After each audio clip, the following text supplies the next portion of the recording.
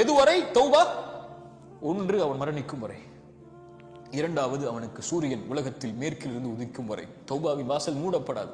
ஆனால் யாஹை யௌஹ்தி, என் சகோதர சகோதரியே, தௌபா செய்வதற்கு அல்லாஹ் வாய்ப்பு கொடுப்பானா? யாருக்கு தெரியும் என் மரணம் எப்போது ஏற்படும் என்று?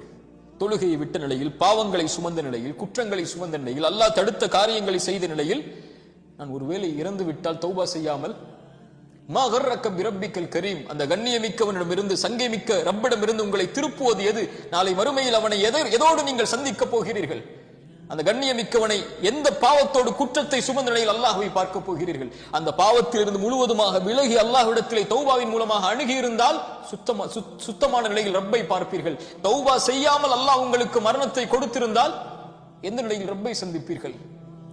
யாருக்கு முன்னால் அந்த பாவத்தை செய்கிறீர்கள்? அறிஞர்கள் சொல்லுவார்கள், பாவத்துடைய சிறுமையை பார்க்காதீர்கள், அந்த பாவத்தை யாருக்கு முன்னால் செய்கிறீர்கள் என்று பாருங்கள்.